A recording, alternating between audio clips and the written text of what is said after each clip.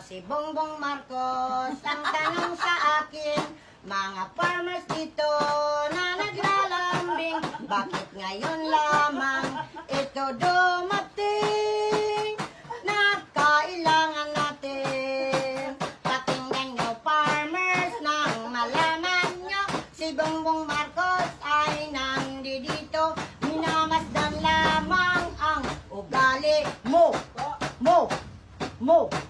Pagkat mahal niya tayo. Sino si Bongbong Marcos? Ang tanong sa akin, mga farmers dito na naglalambing, bakit ngayon lamang ito dumating na kailangan natin? Pakinggan nyo farmers nang malaman nyo, si Bongbong Marcos ay nandito, minamasdan lamang ang ugali mo.